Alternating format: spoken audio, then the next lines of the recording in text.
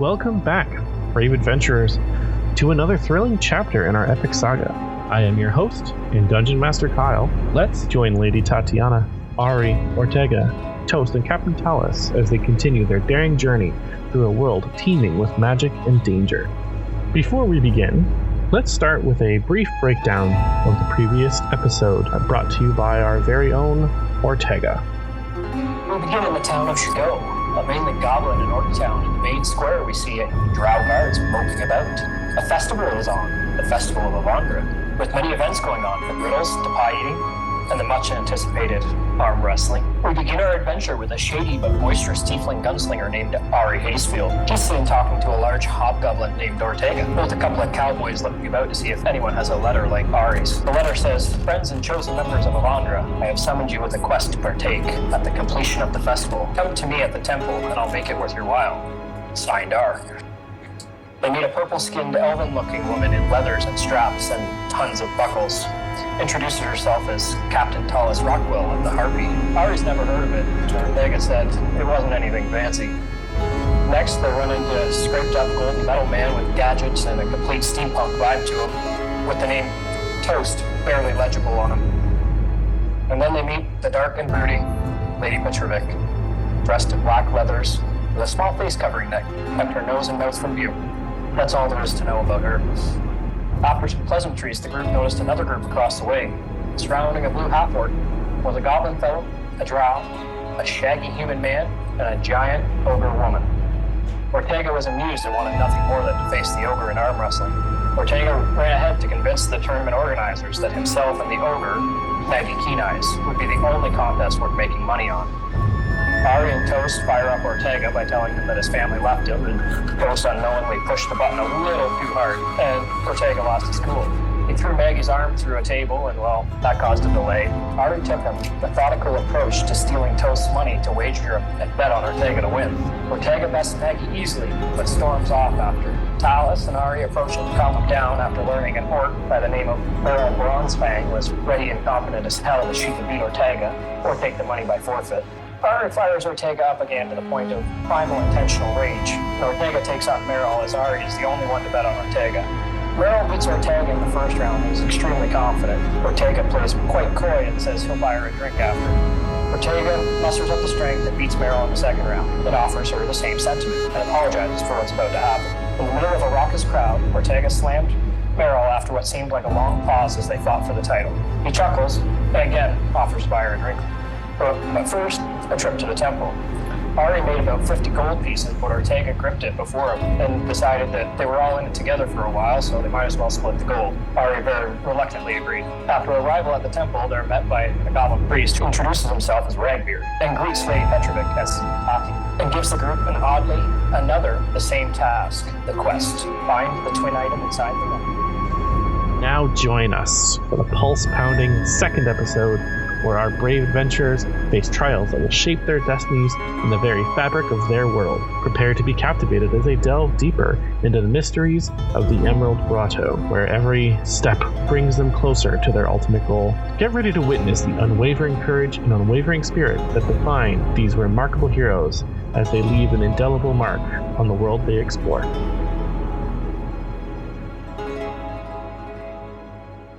Ragbeer kind of takes you guys all aboard the Winds of Fury, and you see that he seems very comfortable on the ship. As he boards, you see he starts kind of like twiddling with his ring finger a little bit, and he just sort of talks to it. He speaks a command. It's under his breath, but it's almost as if he's telling this vessel to just go. And you guys kind of hunker down on one side of the vessel while the other team is sitting there discussing their tactic. On the way to this boat, before we got on it, could I, collect some pebbles? Aw, it's kind of sweet. I'm gonna say no. Like little tiny stones. Right, no, They're not, big. I'm gonna say no because where you were was paved, and then you went into the temple, and he basically led you right out to the dock. So There. there wouldn't be really any small stones. There would be your water barrier stones, or bigger ones. Yeah. Okay. Yeah, that makes sense. Little stones, unless you were to actually physically go into the water where it kind of pebbles out, It's this town's kept pretty clean of any like rubble and pebbles. Yeah, fair enough. Yeah, no, Toast wouldn't do that. He would have looked around and saw, I can't find any. So, Yeah, like if it was more of like a beach town, then like yeah, totally 100%. But this is like it's like a full town at this point. Yeah. I love that, man. That makes a lot of sense. Yeah. That's indeed. So as you guys, Anyway, we're hunkered down on the boat. you're hunkered down on the boat. Ragbeer seems to be at the helm, and he's kind of just like off in his own little world. You guys all kind of like think maybe it's best not to really like talk to him because he's like focusing on like sailing the ship, but it doesn't seem as though he's actually sailing the ship. It's almost as if it looks like he's like talking to somebody or someone somewhere. You sail north a little bit, and then the boat kind of shifts to like a more eastern bearing, and you come across a group of islands, and Ari, Tatiana, Ortega, and Talus. Toast wouldn't know this. Make a history check. I don't think I would know it either. You probably would. Well, Yeah, maybe I guess I would. you could exclude yourself. Maybe. Yeah, I'm gonna exclude myself. Maybe I'll. You said history, right? Yeah, I'll just exclude myself. I think. This is more like I'm sure somebody else will know. history of the land. Ari was pretending to listen when someone told him. I only got an 11. Okay. Tatiana. You know, she's a sea captain, though. She's got that pirate vibe. I only know certain things about history. You know what? That is right. Talus, definitely, I will give you advantage on this roll. Perfect. I was gonna say, I know I have like navigator's tools and stuff. Oh no! On the ground. Re-roll 15. 15? Oh, no, I mean, that's right. So for Tatiana and Talus, you guys recognize this group of islands. For Talus, you may have sailed here at some point. Tatiana, this would be in some of the books of the mapping that you've taken a look at and where you're from. You know that these are called the Black Islands, and inside this grouping of islands is a river. And this river kind of flows into an area that's known as the Emerald Gulch. It's an area with this rocky shoreline, and there's a tiny cave that the boat seems to twist and swerve as it kind of nears this cave more so. This, Ragbeer announces, right, this is the Emerald Grotto. This is where you will find a twisting network of underwater caves where the grand finale will take place. The potions that I gave you earlier, this is where you're going to need them. And with that, I bid you all adieu. And he whispers into his boat, into his ring once more. And all, 1, 2, 3, 4, all 5 of you must make a dexterity saving throw for me, please. Do I have a reaction? No. Okay, Oh, here we go. my dice roller. First roll of the game. And it's a natural 20. The first roll of the game. 11. Okay. 16. Again, Toast is on point with his reflexes. 17. Perfect. Nobody got less than 13, is that correct? I rolled an 11. You rolled 11. Okay. Sorry. What was the check? I rolled an 11. What was the check? Dexterity saving throw. Oh, I've got dexterity. I've got dexterity out the wazoo. I hope so. Well, here's hoping. The 12. The group of you, most of you, what happens is, as he says, I bid you adieu, your bodies are literally like there's a gust of wind, and it comes up and it pulls you guys forward up into the air as this gust of wind blasts you guys off into the ocean. Most of you are able to maneuver yourselves in a way that you land decently. Maybe it was Ortega or Toast, probably Toast, was able to grab Aubrey and kind of shift him up properly and kind of tucked him in close as you into the I feel water. that's something that Ortega would do. I'd like to grab. Here's the thing, I was close to Ortega. Okay. Okay, well, Ortega's got your back. 20, if I'm not grabbing anybody, Toast just like spins and just like crosses his arms and pencil dives like straight into the ocean. He's gonna fucking sink. Yeah, kind of. And Ortega wants to make a perception check to see what happened to the other group. Yeah, go ahead. Go make a perception check. Ooh. Smart call, good call, good call. With my +2, 21. This is a good start. Great. No, that's awesome. You do notice, like as you're looking around in the water and the ship kind of like leaves, the distance between the cave and you guys, and the distance between the cave and them, you guys are significantly closer. So already right off the bat, you have the upper edge in this race. What do you do? Oh, shit. The race has started. We've been Let's go cave diving. launched into the sea. We're looking for caves, right? That's the general idea. Okay, well, Toast is, I mean, he's gonna sink. He is made of metal. It's quite heavy, so he just sinks.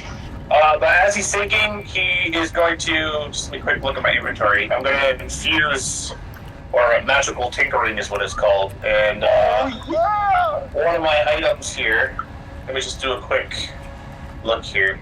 Oh, yeah, he's actually going to pull out a torch. And instead of it catching on fire, he, like, his hand glows, and then when his hand is removed from the torch, it's glowing in like a golden light, like a 5-foot radius around him. So he's not completely blind. So you're like, It's really Like small. Artificer's extra rule. Also, I didn't know the advantages of having an artificer who can take off his arm.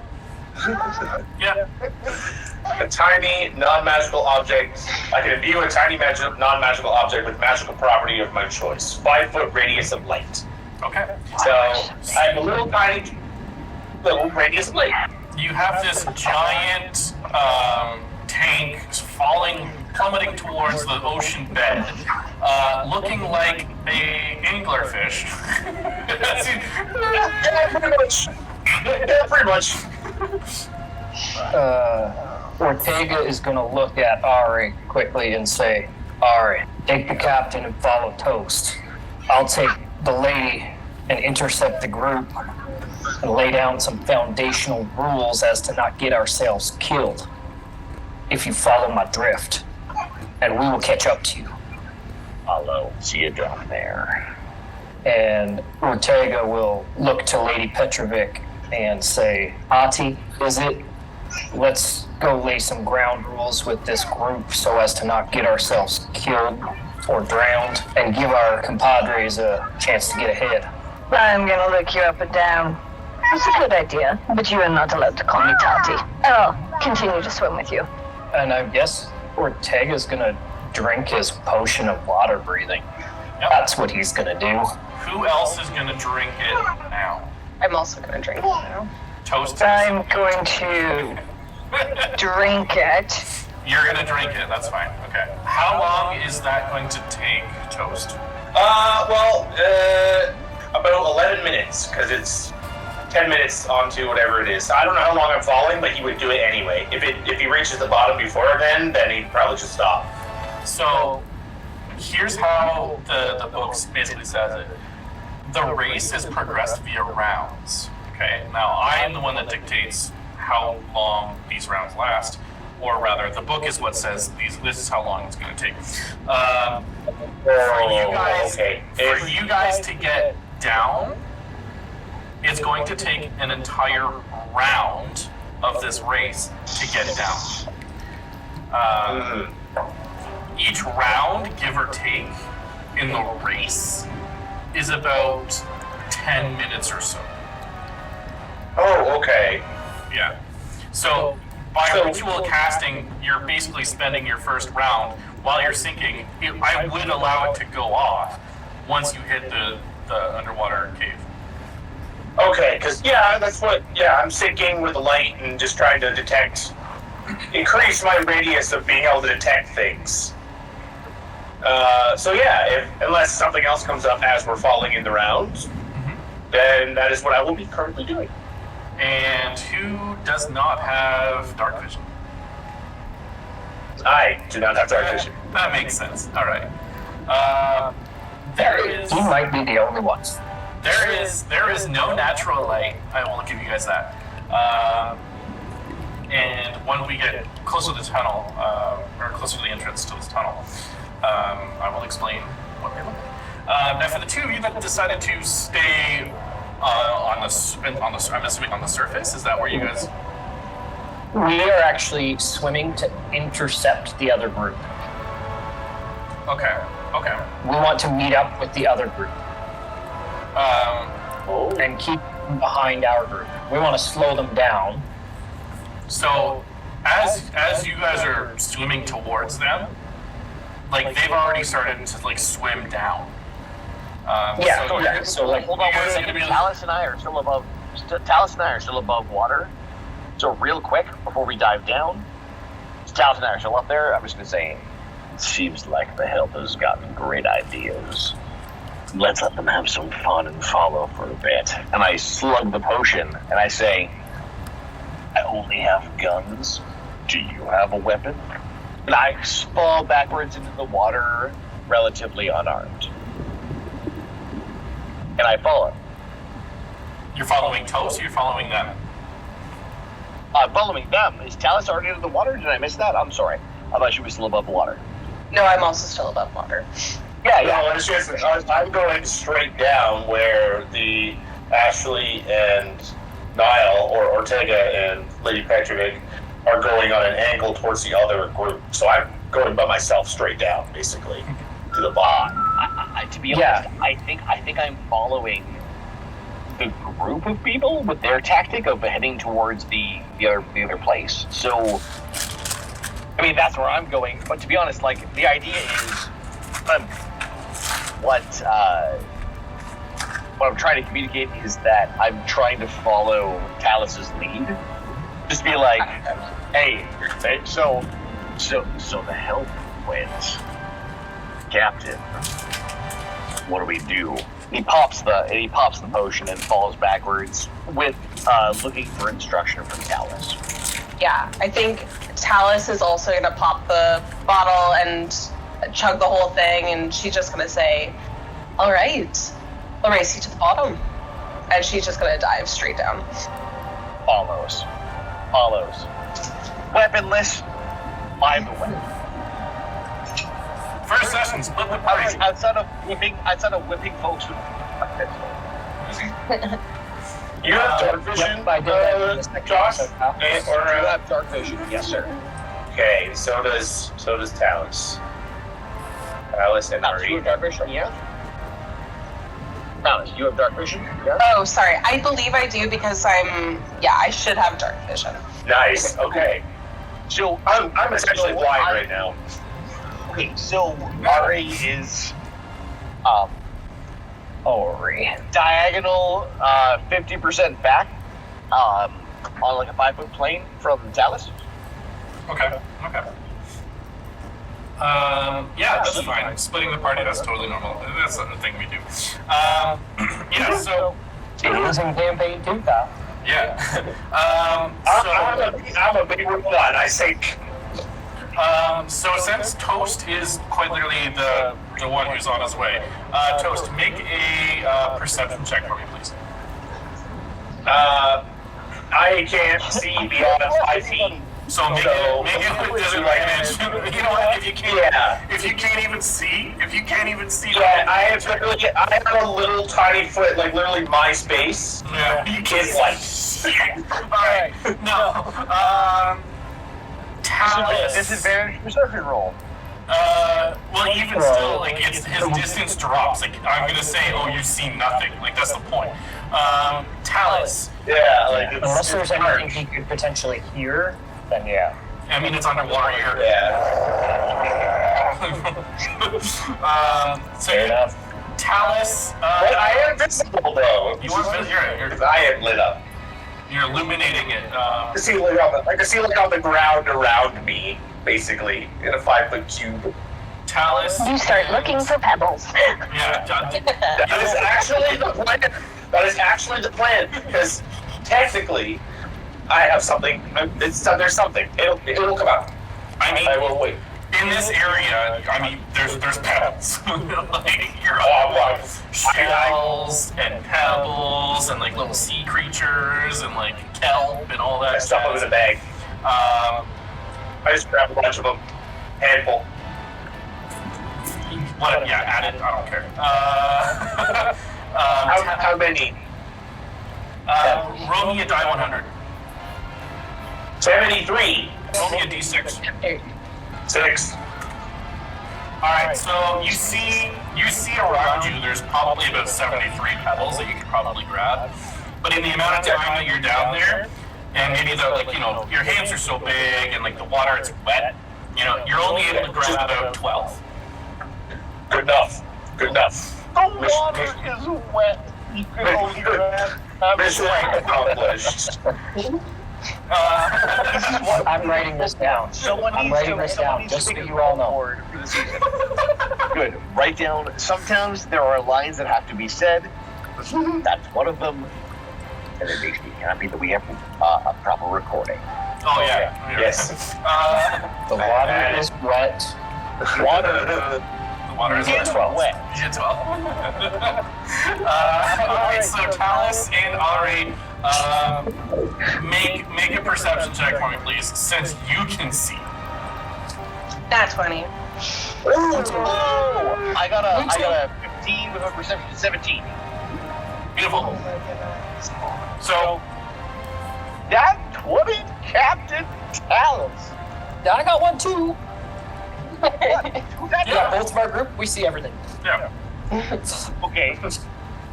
Well, Oh, wait, she's in your group and I'm in my group. So what happened is Was I supposed to roll? No, I just said You have dark vision. I just said okay. Talus and Ari, not Ortega. Oh, But it's fine.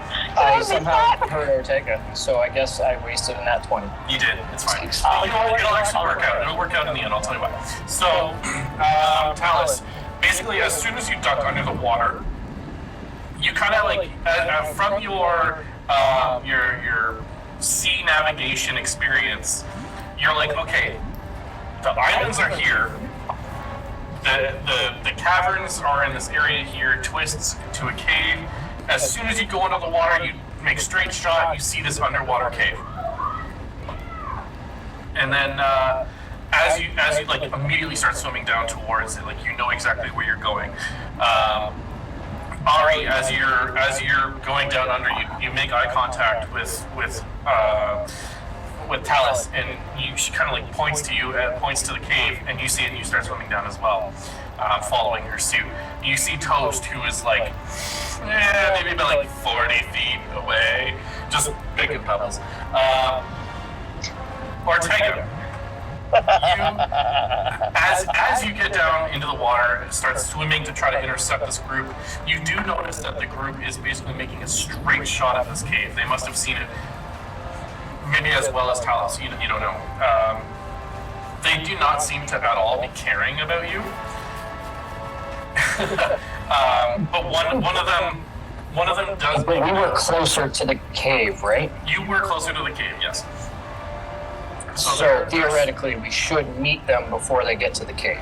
Yes, you will end Or up be in their way before they get to the cave. Yeah, but you're going to be underwater, obviously, when this happens. But they don't really seem to pay any attention to you. They seem to be just bolting it for this cave, all of them. As you get, as the two of you get to the cave, spending your round, you do notice that it's this very narrow cavern. It's about 5 feet high, very, very tiny hole, in the water. And as you get down, you take a look, it's 5 feet high, and it's only about 5 feet wide as well. It's really, it's definitely enough that a medium-sized creature can obviously get through, but it's going to be a tight squeeze, at least in this area to get in.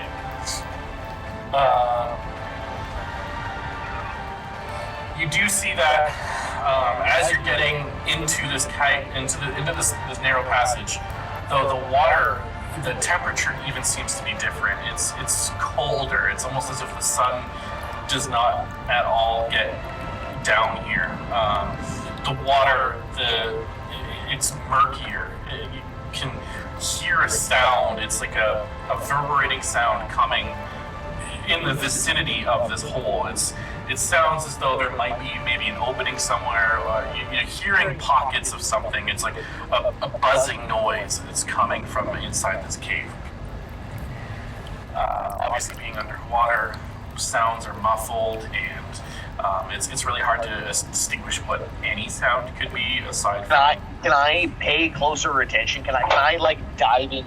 Like, can I move closer specifically to hear that buzzing sound to see if there's any discernible language that I can pick up? I mean, you can certainly try. It's going to be a it's going to be a high silence. So give it a shot. Make a perception check. No. I rolled a 5. Yeah, you don't hear. You hear the buzzing, and you're just like, it sounds like water. Well, I tried real hard. Yeah. Ortega and Tatiana, you are swimming down to meet this group. I would say 5 minutes into your swimming, you finally make headway enough with them that you're now on the same scale, same height, same depth. I think so. On the way, Ortega is going to try and speak to Lady Petrovic just to see if they can understand each other speaking. What do you want? Because he doesn't know the full effects of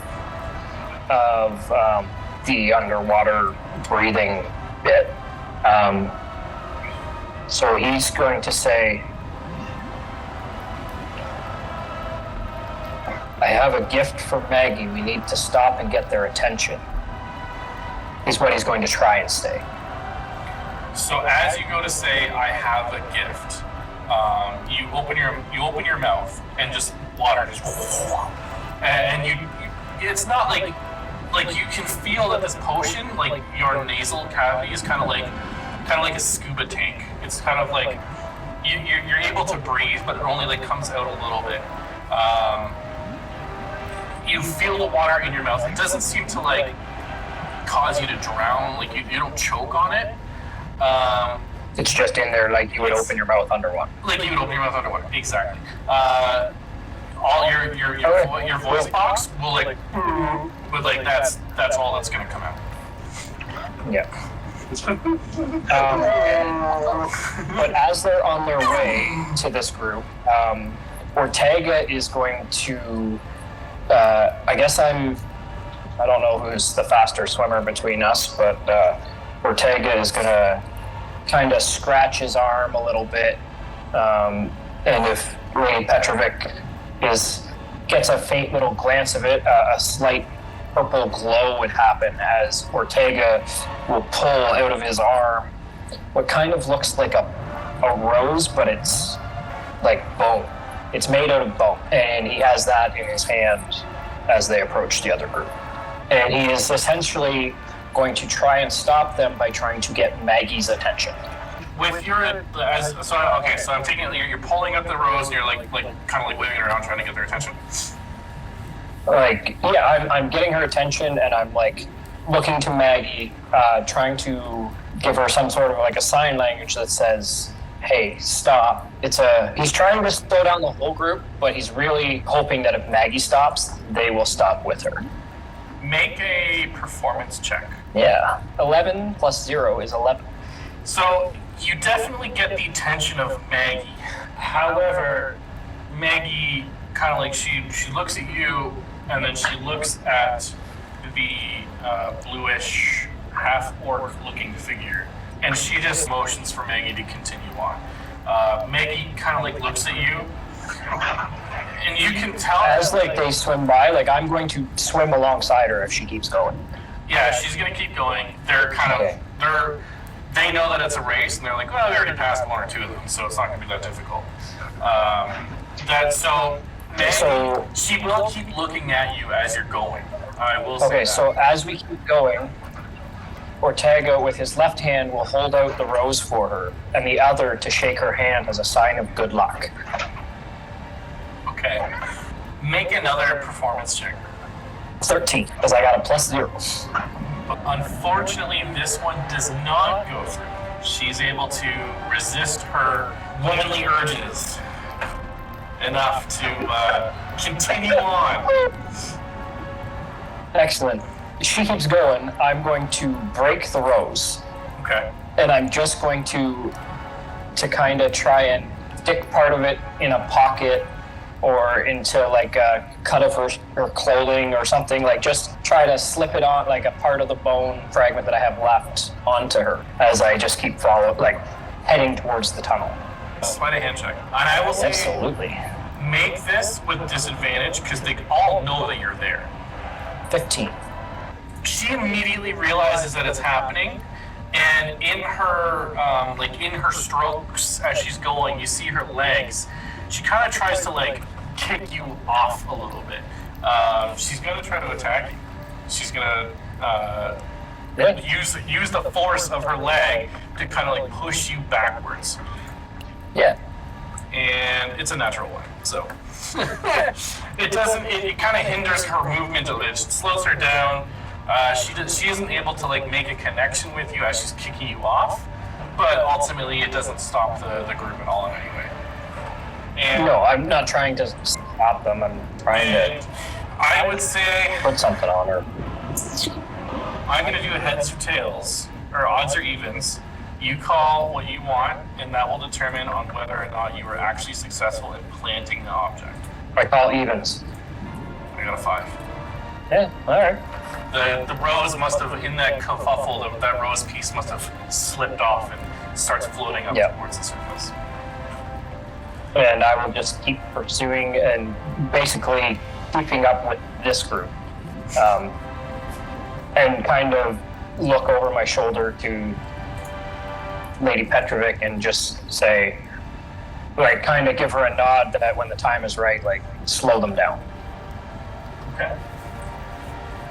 You all eventually, one of you ends up finding Toast and ushers him along, and he just do along the bottom, and he would have, after he picked up his pebbles, Toast would have been waving and just kind of looking around but not moving too far from where he landed. It's oh, For what it's worth, you mentioned that while we were swimming by, we saw Toast. yeah. I would cast Thaumaturgy with a booming voice to say, Toasty, come along. You just which see way? this water from Aquaman. From where I am coming from, as a sound boost from where I am underwater. I don't know if that works. I'm not a scientist. that makes sense. But if it had reverbative qualities and he has sensors, I head towards the sound. but The that vibrations. thaumaturgy of So go away.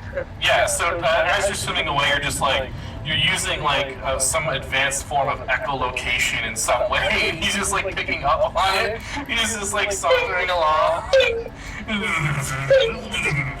Honestly, it's just this. Yeah, you just feel the movements, and you feel propelled to follow. Yeah, Toast starts walking. Eventually, Running. Eventually, all of you, shockingly, get into this cavern at the same time.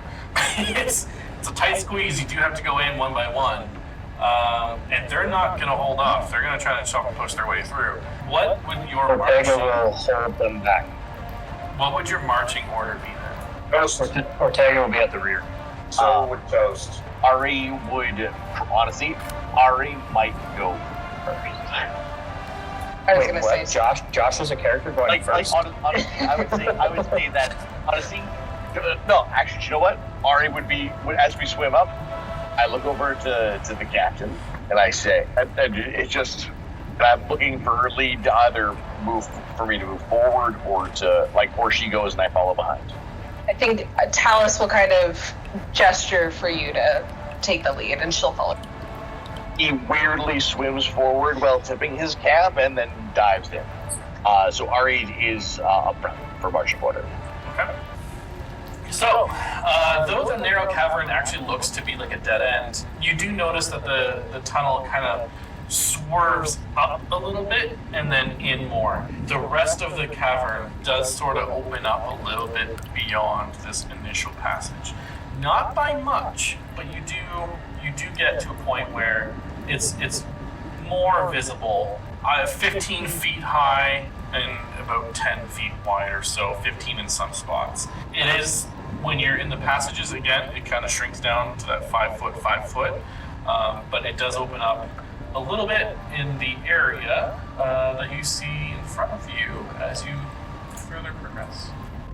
I want to. Can I move? I'm allowed. Yeah, you guys are allowed to move into the So Ari whispers back, having seen that upfront space, and says, "All right, so we have." You are underwater. Sorry, can anyone even hear me underwater or no? No. He essentially does weird panting, and he says, "Punch first, small spaces, trying to send people who are close quarters up front." Let's see. Make a performance check on this. Because, I mean, you're just going like this. You're going like this. Oh yeah, no, it's terrible. My passive insight is only 12, if that matters. This I does rolled a matter. natural 5. Oh. I rolled a natural 5, and my performance check is a +2, so 7.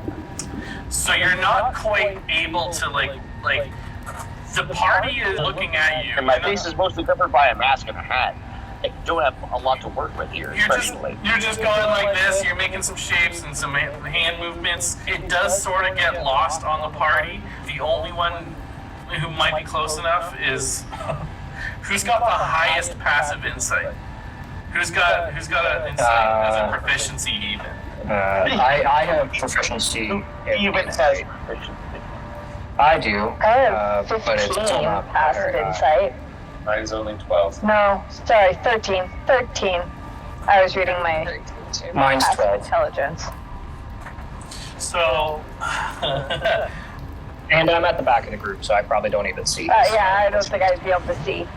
Talus, you do see down then? that Ari is definitely trying to make some form of physical communication. You are able to assess at some point he did like a fist. So you're thinking like punching and like he's doing like a number 1. So you're like maybe punching first. Right, okay. Toast raises his arm slowly. Ortega is going to physically try and hold back and hold. He wants to grapple the blue orc Okay. because he thinks after their first interaction that she is most definitely the head honcho, and if he holds her back, that will prevent the rest of their group from heading forward. But he's also blocking the tunnel. He's also blowing. Roll for grapple. If I see Ortega making a block, I'm going to try and usher everybody in right behind him as he slams the door shut with somebody else's body. 12 plus 5 is 7. Sorry, is that an attack roll or just an athletics check? I would say that this isn't really an attack. At this point, Yeah, I'm not trying to like hit her or anything. I just want to grapple her. While he does that, can I grab Maggie's ass and blame it on Shaggy?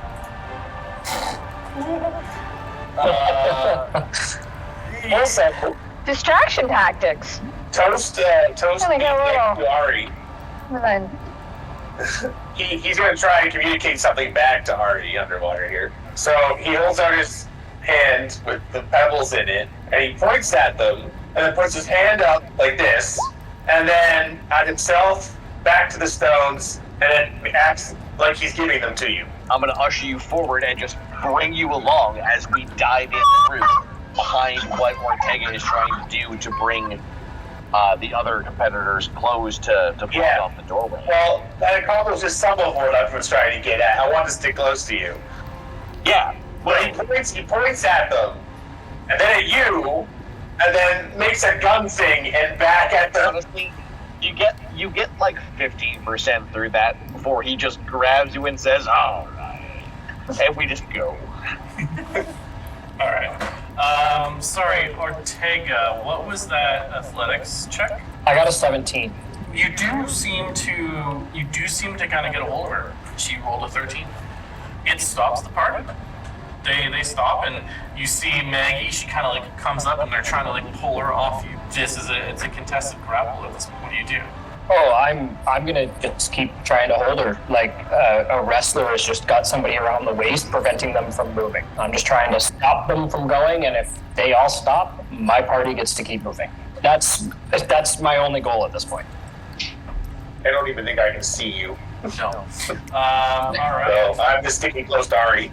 And where is Tatiana during all it? Are you going with them, or are you staying with Ortega? While Ortega is grappling them, I would like to try and kind of sneak past, because I think I am behind everybody. Yeah.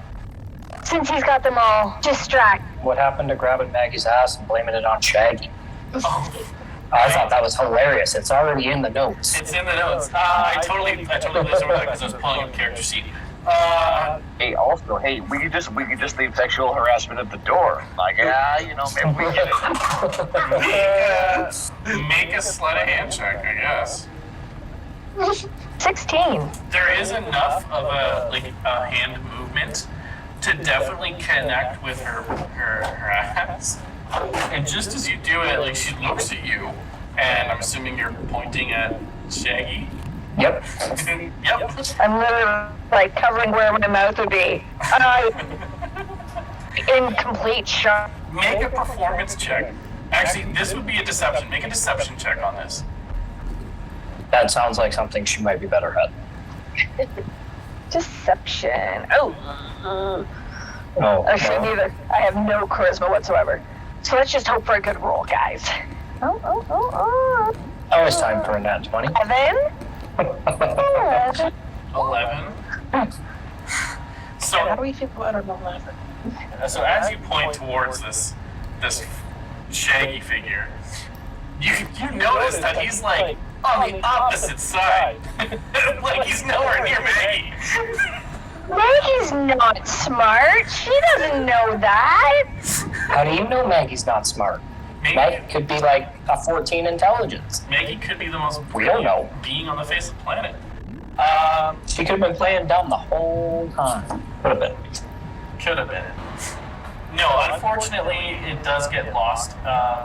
She's able to like look at you, and like she kind of like gives you like a confused like sexual look, but then ultimately just continues on. You kind of are left with this thinking, like this feeling that's like maybe Shaggy would not have been his character to do that. So it's like he was completely like lost on her. But then she just continues. That's okay. I can work with confused sexual. So at that point, I then kind of do a girly giggle and wink at her and swim past. You're able to successfully swim past, no problem, because of all the Ortega and bluish half-orc kerfuffle. Ortega, make a perception check for me, please.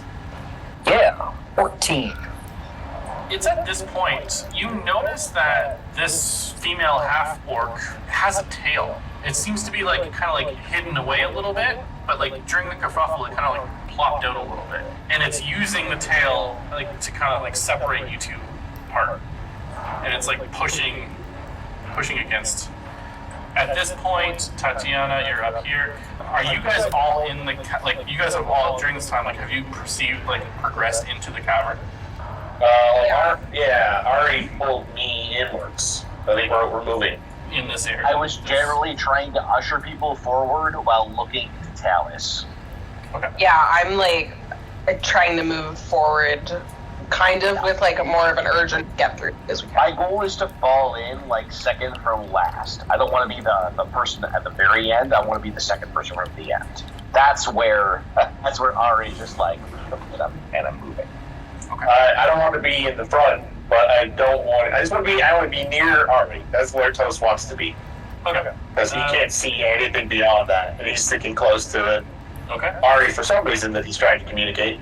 So He picks it up and he's bringing you with him. So in this area, this is the area, like I said, it kind of opens up a little bit more. You're able to kind of spread out and kind of not like take a breather, literally, but you're able to like spread out enough. It's not a tight squeeze. At this point, Ortega, you are alone with an entire other party ripping this half-orc female off of you. Make your grapple check one more time with disadvantage, please. Oh, shoot. 7. So, I mean, wasn't gonna win forever. with their natural 20 on that roll, your grapple breaks. They're able to dislodge you, and they're kind of floating back a little bit, just from all that pressure. Yep. You're still in towards the cavern. If you're able to, you can quickly sneak off in, but they're going to be right on your tail. Yeah. He's gonna reach. Ari's in the back, and He's gonna reach I'm behind waiting his for back. Ortega to come through. Ortega is gonna reach behind his back and pull another rose off his back as to keep the purplish glow from view, and pull it out. It originally holds it in front of this curious half-orc with a tail before, again, just offering it to Maggie, and kind of offers for them to go first, provided that they take the rose. Maggie takes it, but they realize that they're not going to get through, so they tell you to kind of usher you okay, go away. Go. No, well, in that case, excellent. I'm going to very slowly start moving into the cave. Just aggravatingly slowly. I'll move to here, and I'm going to wait for the rest of them to push on forward before I allow this crew to kind of bust past me or around me, or for me to make a break for the next little thing to try and slow them up again. Okay. Just to see where the group goes first, and then hopefully give us an option of 2 paths where the other group might take the other path so that I stop slowing them down. Note to self, always bring a giant door jamb with you. It's great for races. At this point, you guys continue on through this little mini chamber, and in this area, the light that kind of trickles in from the grotto's entrance, it's blotted out by the thick patches of kelp that fill this chamber. The tops of the kelp fronds, they kind of brush the ceiling, but between the stalks of kelp, you spot a glimmer of light shimmering a little bit further ahead. So as you guys kind of progress further a little bit, you see the silvery moonlight, it kind of filters in through a gap in the cavern's stone ceiling. It's this little tiny light just kind of beaming off, and in this path you see that it actually splits into 2 tunnels, one to the south and one to the east. Oh, so you can see. There's a little bit of light coming through there. Yeah, it kind of so the light kind of shines right, kind of right in this area, and it's tiny. It's like a pin light. It's a pin light, but it's just enough that when you guys get in there, you're able to make it that there's 2 kind of endings. So I look at Toast, who I've got with me, and I look at Talus. We make a quick visual connection. You know what Ortega's doing. He's got this. And I say to Toast, go check out the light. You. And I kind of push him towards the I don't push him. You gesture. I gesture for him to go that way. Don't apply any force. It's just want to go? I've got you. Okay, before I leave you, because I am going to go towards... I want to make sure that Talus also sees what's going on. So, I am going to cast a spell before I leave you. It's called Magic Stone. So as a bonus action, I touch some rocks. 1 to 3 pebbles. So I touch 3 pebbles, and you see them sort of flash a little bit and glint, and then I hand them to you, and I point back the way we came and make a sort of... Well, I know that signal. Yeah. I do. And you get the sense that these can be shot basically at a range of 60 feet, and they... Hold on, let me read this. The range they can be shot underwater. Yeah, it has a range of 60 feet, and if someone else attacks with the pebble, which would be you, that attacker adds my spellcasting ability modifier, not the attacker's, to the attack roll. So basically, you get a +6 to hit with that, and it deals bludgeoning damage of 1d6 plus 4. And if you hit or miss, the spell ends on the stone. So you got 3 shots for a minute. Pop out one of my pistols, seeing this shape of stone that I recognize is weirdly perfect to work for this. Popping it out, tap, 1, 2, 3, bullets fall out onto the ground, the water. Bring each 3 in quickly into the chamber, spinning it, loading it back, and the weight still works. I holster it and tip my hat, which floats off more than I wanted it to when I quickly put it back on. And then I run off towards that light area. So I think it's like right here. So you guys disappear into the dark behind me, and I'm still there. I'm keeping within 20 to 30 foot range. Yeah, I'm moving just into the light.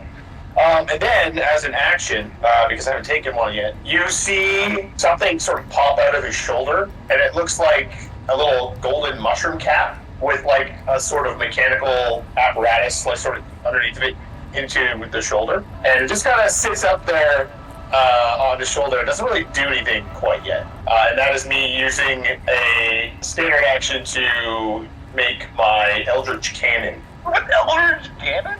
Yeah. Yes, and once I get to use it, I will tell you which one it is. Okay. That is what I'm going to do for my turn.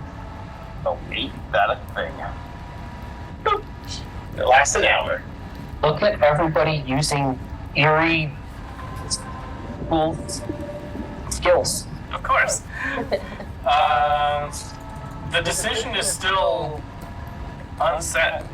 You guys have the choice on which way to go. There's really, like, in this area, there really isn't anything significant. There's no, like, visibly that you can see. There's really nothing.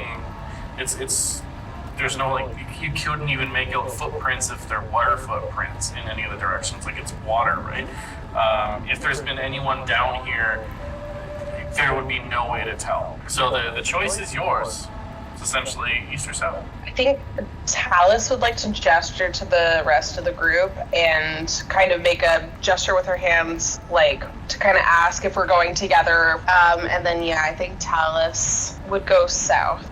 3 indicates together follows. I would see her move in that direction, and then would also head that way. Generally holding a smidge behind Toast. And I want to make sure that my weapon range is still a good 20 feet above Talus. Oh, and every minute, or anytime I have the chance, that Artie walks by me, if we're not like doing like an order here, just every time a minute goes by and I'm able to, I would like to recast that on the stones in his gun. Right on. I feel like we're moving along at a good pace, but that's awesome because these stones rule. Oh, they're fun.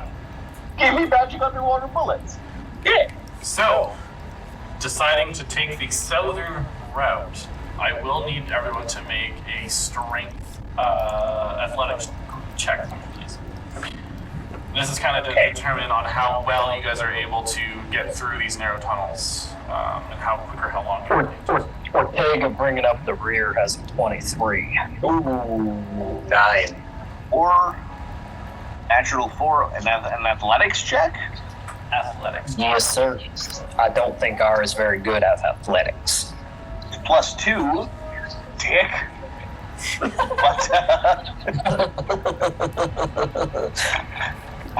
But that's still only a 6 overall. Sorry, is this strength or athletic? Athletics. It's an athletics check. Athletic. Perfect, then I got a 19. I'm gonna drown in our first adventure. No drowning. Yeah. Host would just give you his potion of water breathing. Yeah, I want need the it. Ragbeer. Yeah, but I have one too, but I don't need it. I just got an extra one. No, I don't need to breathe underwater. I don't need to breathe at all. I'm a robot. Wonder if they automaton. The four of you, we have a 9, a 6, A 19 and a 23. 18, 23. Okay. It is up to Tatiana to do the tiebreaker here. Athletics check, Poppy. Check, hold on. Ooh, that's a 6. Okay. That's what I got. You're supposed to be better. All right. That's I am supposed to be better. that's just for me to know. Now, what was it you were trying to say before you went all saw? I was trying to see what kind of weapons Ortega has. Ortega?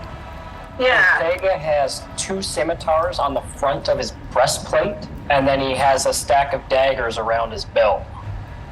Okay, I am going to just swim up to you, look down, grab one of your daggers, and mark the tunnel that we're going, and hand it back to you. Ortega kind of wonders why you're doing it as he's standing right behind you and he's gonna follow, but okay. He doesn't stop you from doing it. He looks very confused, but he obliges you. Good, because I didn't ask. Okay. So, during this time, as you guys are kind of going through, it seems to take what's maybe a little bit longer. Just weaving in this 5 feet area, squeezing through, trying as much as you can to kind of make it through. It does seem to take a little bit longer than you were anticipating. If you successfully get through this area, which as soon as Ortega kind of like gets in to a point where like his vision would be lost on the tunnel, he does make a note that they did decide to proceed through the other tunnel. After swimming through a small patch of seagrass, you emerge into a rather long cavern. Is everybody close together right now? Yes. I was assuming the other team went down the other tunnel. Yes, they did. Ortega basically told them to go down the other tunnel. He blocked our tunnel and said, we're going this way, you go that way. And they really didn't give him He tends to make much of a fight. They just, they pretty much were going to go down the other way. Generally make people do things. It's been a handy feature of the gentleman from the times that I've known him. Oh shit. So- This cavern here, though. So as we kind of group up, that little thingy that popped out of his shoulder, it's kind of gonna like pop out again, and it has some like spider legs. So it looks like a mushroom, a little mechanical mushroom with spider legs. And it's gonna like kind of drop down and sort of, he's gonna extend his arm out, and it's gonna crawl down his arm, and that should get everybody like within 10 feet. Yeah. And then it's going to sort of like pulse with some sort of energy, and your bodies are encased in temporary hit points, which looks like an energy field. You would have to be in the cavern, like in this opening, because right now it's like 5 feet, 5 feet. Like you guys are My all little tiny. soldier lined. It's tiny. Yeah, you're all grouped up together. No, but like you're not supposed to be like. Yeah, in order to group up, you would have to be all in the actual cavern itself. But Okay, well, whenever we're all close enough, that's what's going to happen. You're going to get some temporary hit points, and I just need to roll those. okay. You all have 5 temporary HP, So indefinitely, until it's gone. there you go. After swimming through a small patch of seagrass, you kind of emerge into a long cavern. The water here, it doesn't quite reach the ceiling. There's like a very small, tiny pocket of air near the top. There's a slight crack in the ceiling that allows moonlight to filter. So Toast, it's dim light, but you are able to see a little bit. At the center of the cavern is a pit, and there's a floor that seems to be about 30 feet deeper than the rest of this cavern. And upon looking into this pit, you see there's a faint glint of metal shimmering at the bottom. Ortega's going to race down for it. Wait, was the thing that the twin of whatever thing was the item that we're looking for metal? It was a golden amulet, right? As if Ortega starts to race down, Well, I haven't decided yet. I'm waiting to see if it matches the description. essentially, if Ortega goes for a run, Ray automatically just like back to him and guns out, and he's just got his back. Anybody, all angles. Okay. Does the glint of metal down there look to be the same color? It's really, really, really hard to tell. Like it literally, it's just like It's like just like a shimmer, that case, like a speck of light. In that case, Ortega will make a deep dive as soon as he sees it to make a run for that. Okay. Doesn't even look at his Not sure how deep surroundings. it is. 30 feet. I always, It is 30 feet. as long as I always have 10 feet of distance for gun fire coverage of where Ortega is. Okay. Yeah, you got 60 feet. You got 60 feet of magic stone.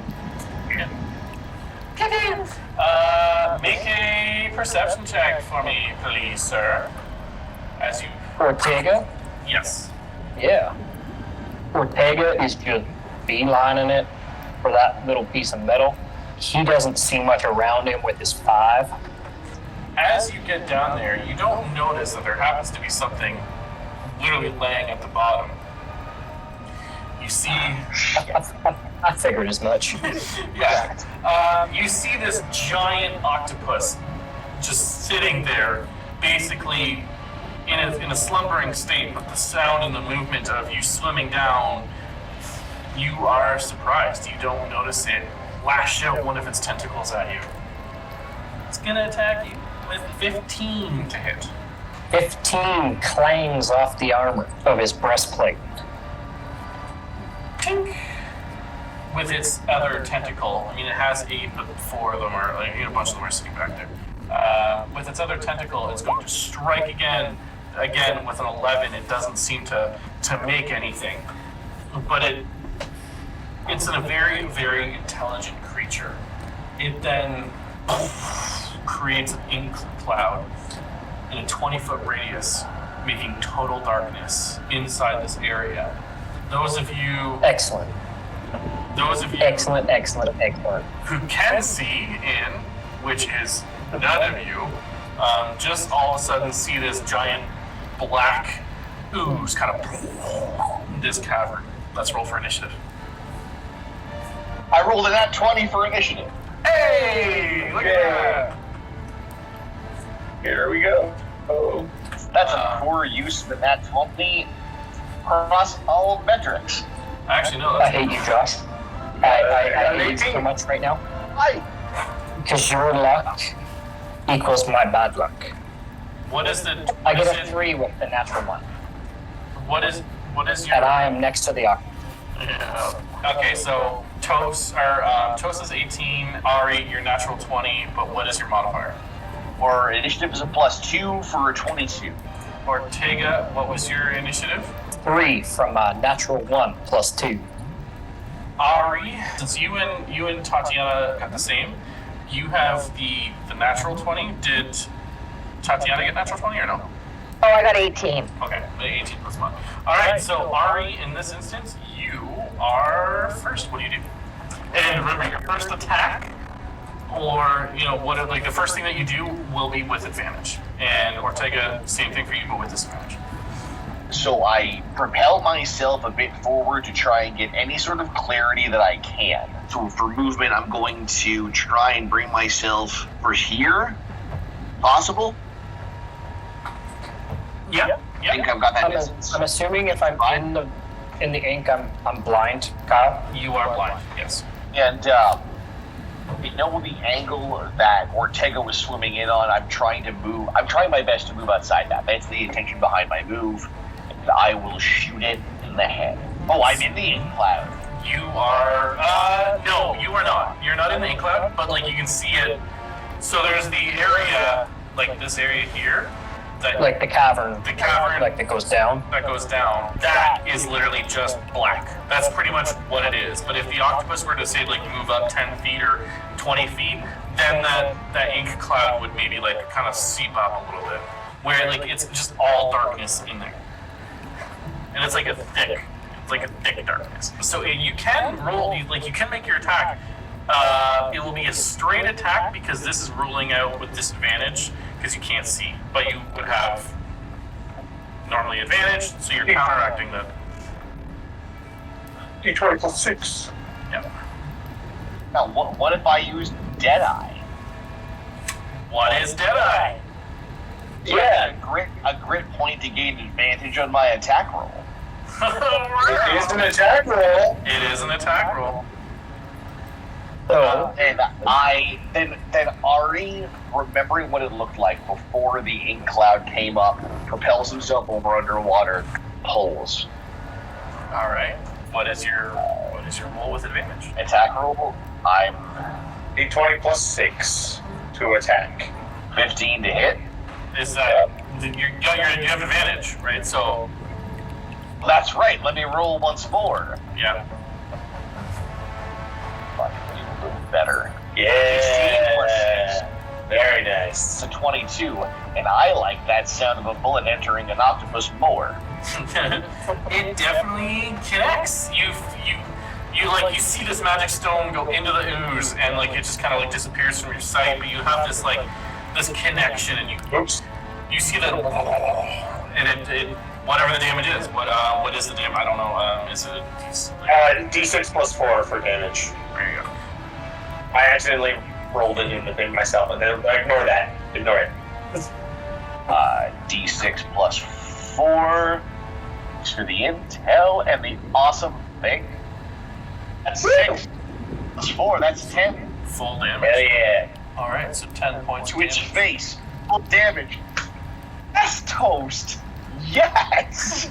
You don't see if it you don't see anything, but like after some point in time, like you do see if it happened. You do see like some like green blood like kind of like trail up into the water and it disperses on the ceiling. You made a Not connection. surprised, but I know where it came from. Tatiana, you're up. Okay, so what can I see and what can't I see? You can see a whole lot of nothing. Whole lot of nothing. Alright. You did see Ari take a shot into this darkness. You saw Ortega go down, but that's all you've seen so far. You like so far back, you actually haven't even like unless you put yourself into the cavern. Like I don't know. I would assume you were in the cavern. If I get closer, will I be able to see it? It's unfortunately under a big black ink cloud Yeah, with Ortega down in the bottom of a pit. it's a 30-foot pit. Picture Ortega going down into a pit and an octopus coming out of the side to get him and then inked. Yeah. Well, then I'm just gonna propel myself off the wall. I'm gonna just shoot out with my like rapier out, and I'm gonna like slice at what I think is there. How much movement speed? I figure I might. I have 35. Yeah, you're able to get down to the It's down. as you propel yourself like swimming downwards, landing like you feel like you kind of like feel the ground. It's still pitch black. Go to swing with disadvantage. All right, that is a 1 and a 2. 13 is just like it is enough to make a connection with this large creature. Roll for damage. Perfect. That is 11 points of piercing damage. You're in pitch darkness, so you don't see if it's bleeding or anything. You kind of like feel the water like as it like kind of shifts around. You're like trying to like rub your eyes a little bit, like you can't even like really. It's not changing. Like the water's black. Talus, you're up. And then Okay, so the visibility of this thing is nothing. I can't actually see. correct. Okay. In that case, I'm just going to use my action to cast Blast. That's a 14. 14 will still hit. Oh, sweet. Yep. So that is a D10 plus. That is 13. 13. That's a lot of damage for Eldritch Blast. Sure, it was on mute. That's the most epic Eldritch Blast I've ever seen. Holy shit! You being above, obviously, you do see kind of like green, like as it rises up as well. Brings us to Toast. Toast is going I to. like those. Toast? I like Toast. Toast is going to move up to the edge of this blackiness and he's going to use a bonus action to make his little mushroom turret walk 15 feet this way. So just kind of basically just tosses it into the hole. Down there, just tosses it in, and you two, Ortega and Lady Petrovic, are going to get different temporary hit points because. How close do I have to be to you? It's like right here. It's just within 10 feet. It's like I literally tossed it next to you. There's a little spider thing that you can't see. I'm like 20, 30 feet down. Well, it could fall. It could fall. It's not swimming. Okay then. I'm much further away than other people. Yeah, that's all. It has a 15-foot movement speed, so I moved it literally. Either just tossed it and it fell down here somewhere, and then needs to be 10 feet from you, so it's here somewhere. Damn it! Still only 5. That sucks. Well, your temporary hit points don't change. That's fine. It could be a lot more. My minimum is 5. They keep rolling once. He hasn't felt this good in a long time with those hit points. And then machine. I will hold my action for if this octopus or whatever it is possibly comes out, or I sense it swimming out of this. Actually, I can't really see anyway, so it doesn't really matter how I did. I'm just gonna fire. I'm just gonna shoot. I'm gonna aim where I think shit is, and Toast is gonna cast. I don't know how this is gonna work on the water, but we'll see. He's gonna cast Ray of Frost with disadvantage. I'm sad because that was a nat 20. And that's a nat 1. Oh no. Oh no! So I nat 1 with my Ray of Frost. So that's a fumble table. Yeah. But does a nat 1 with Ray of Frost underwater in close quarters even look like? Roll a. It looks like Ortega or Lady Petrovic are going to get Ray of Frosted. Oh. That's my guess. Roll your D100s. Okay. Where are you? I always lose you. There you are. 8. Alright. As you cast Ray of Frost, it literally freezes the water in front of you, and it kind of the natural current of the water kind of flows up past you. Your speed is halved because you are literally freezing the water around you as you continue forward. Toast is not that smart. Okay, hold on a second. You do the Ray of Frost equivalent of pissing into the wind? That's exactly what he did. Oh no! That was unexpected. Love Toast so much.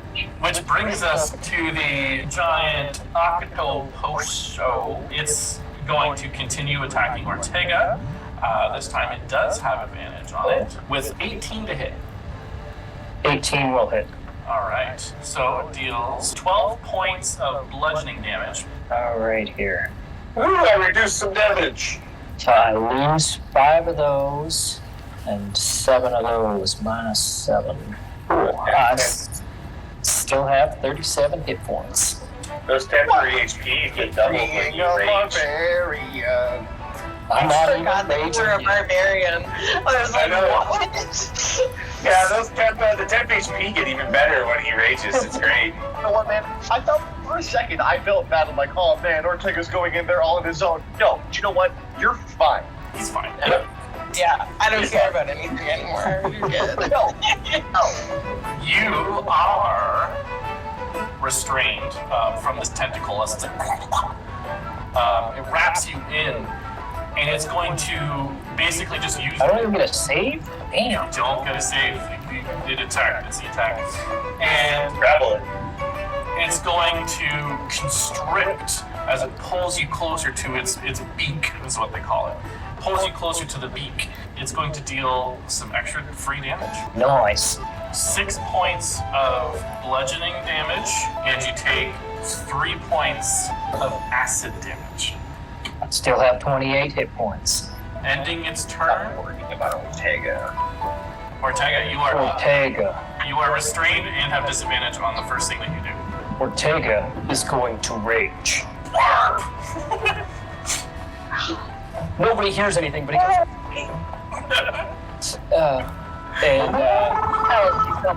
So I'm guessing that it's either an action to break the grapple, or I can attack with disadvantage. Correct. Excellent.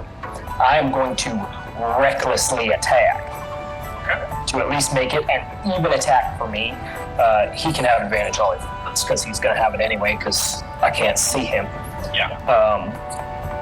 So I will roll my first one as Ortega will grab his scimitars out of his armor. This is the look of a nat 20 when I didn't have disadvantage anymore.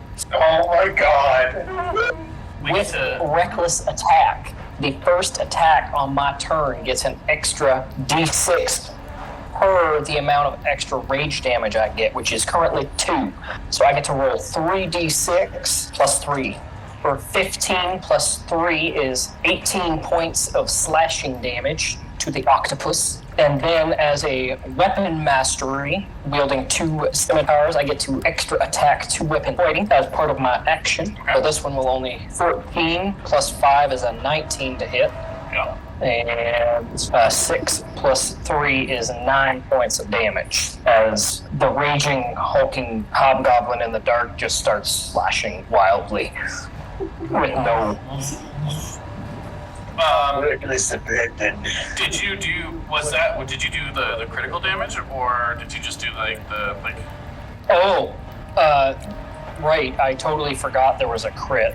Yeah. That's only on the weapon damage, right? Yeah, so just plus weapon. 6 is Just 24. as you're slashing left, right, and center, and you're just getting so angry, and you're like restricted.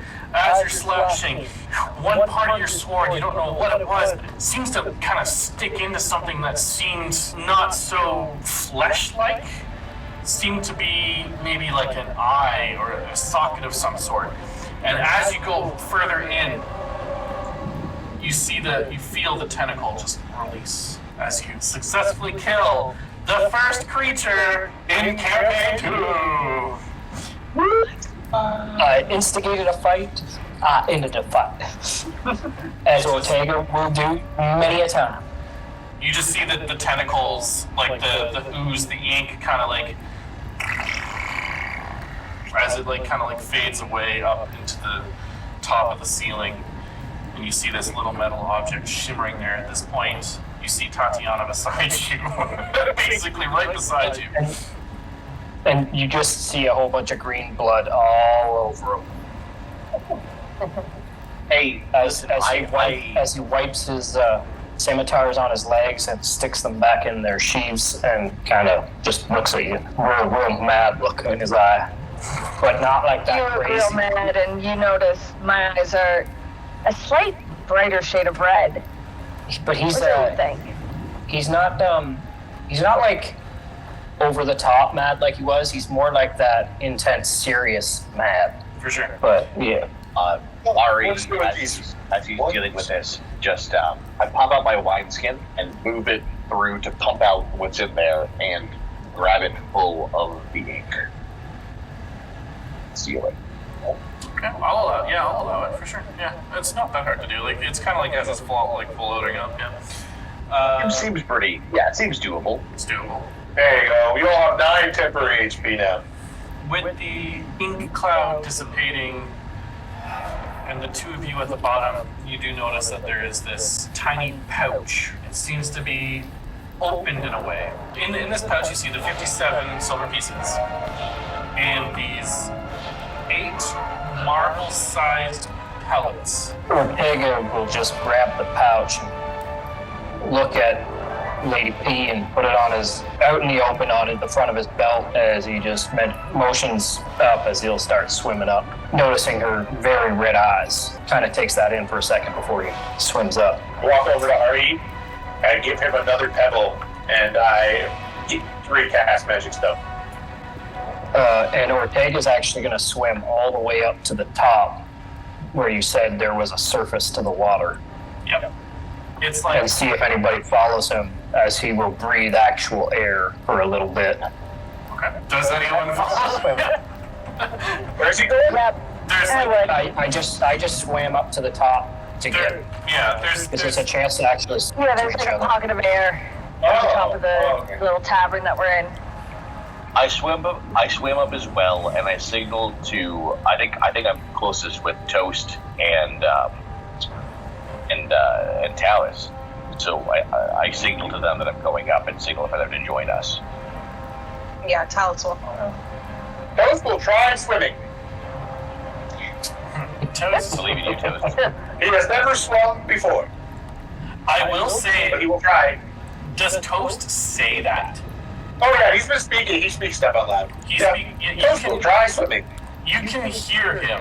You can hear Toast because he doesn't have Oh. vocal cords. No, it's just. There's no like like you can just hear him. Oh, I have a rope in my kit. I tie it around him and haul. well, I mean, technically I can't swim, but like. I think I'm just gonna call this. I'm assuming I have this sort of proficiency. Turn it into a lasso. I wrangle him. Yeah. Bring him up with me. For flavor, like he's never swam before, so he's kind of like trying to mimic the small amounts of movement he's seen you guys do as you like raced by in the dark. This is odd. You guys are in this pocket of air. Like I said, it is probably like just like a head's width. Like that. There's not much. Like you be like you're like that with like the ceiling, and it's like it's rock, right? It's like coral. Ortega is just going to mention to the party the shape of the cavern that we've taken so far. I think we've actually fallen behind the other party. I think we took the long way and we got held up. We need to bust a move. But first, I gave a gift to Maggie that I can see through. So I'm going to need someone to drag me for the next little bit so that I can see and hear where Maggie is. I'm already tying the other side of the rope that I made to get Toast, and it's now a double-sided lasso. And I will put the other part of it around Ortega. I will hold the middle. I'm ready to start swimming, dragging both of them. Though I do look to both Talis and Lady Tachon to be like, And Ortega's eyes will just glow a deep purple as his body goes limp, and he can now see and hear through the rose that he gave to Maggie with his eerie token. If I'm able to reach the bottom and walk with the rope, then I will. Otherwise, you can drag me. please try swimming. It probably holds After up. I can swim.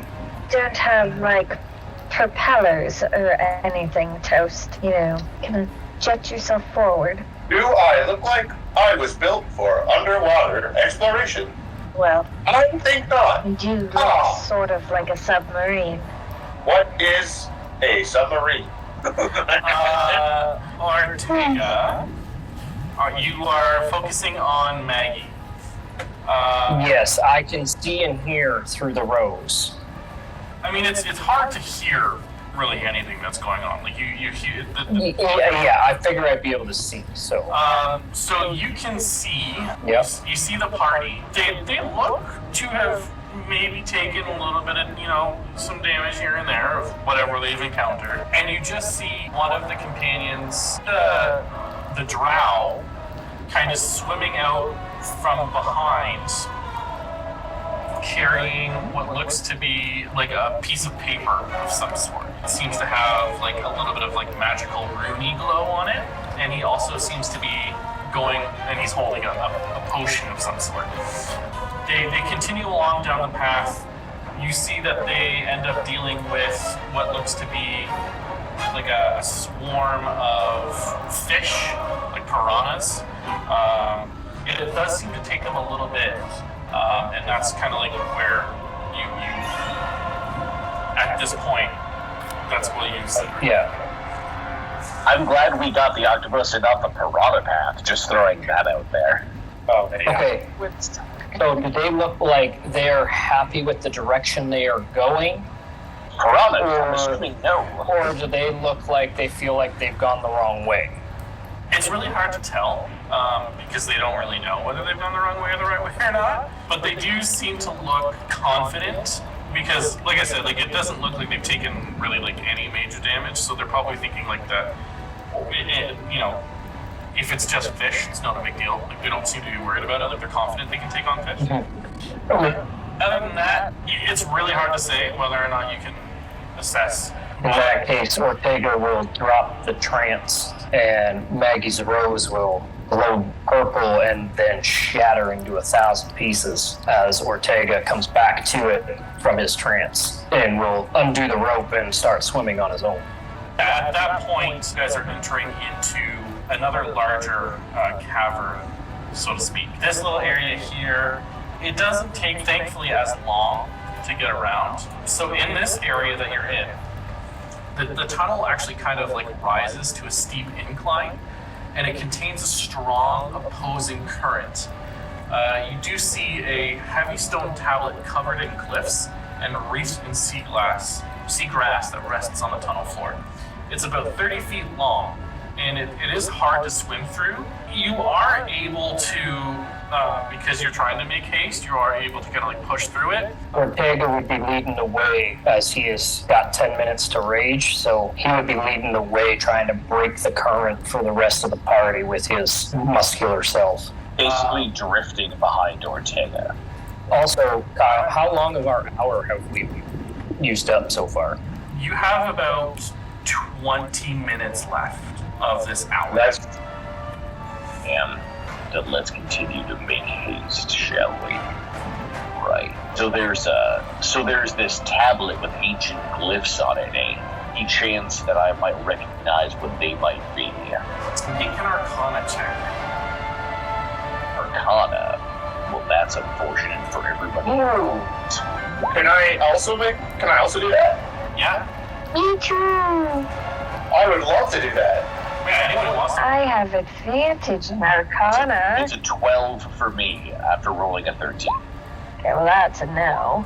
And then Is that right? yeah, I got a 12 too. Okay. I got 18.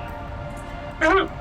So you don't really know much, but the tablet that is that does have the glyphs, they look to be evocation glyphs. Something that would make you tell that there's some sort of enchantment or evocation enchantment on it. Hey, but Is it is it trap? like very large, or is it something It's that I like can a just stone. pick up and take with me? It's a heavy tablet. It's large. Is it like carved in? What do these It's carvings carved. look like? They are Okay. covered. It's covered. It looks like it's embedded into the tunnel, like it's been there the whole time.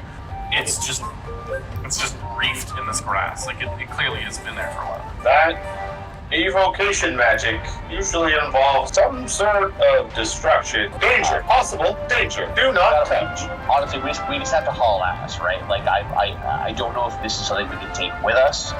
No. Something that like I didn't understand it, but I say we just keep hauling ass. Let's go.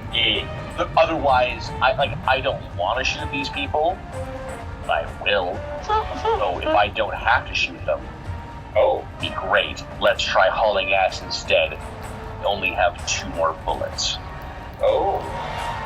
Okay. So you guys make your way into this new chamber here. The tunnel that you guys just kind of hauled ass through, it opens up and it's a smooth walled cavern. Well, I cannot see. So, post is strapped to Ari. Can I like investigate this little area? Is there anything in here? Go ahead, make an investigation. Go this way. Investigation 13. 13. Okay. This area, it doesn't seem to be an exit.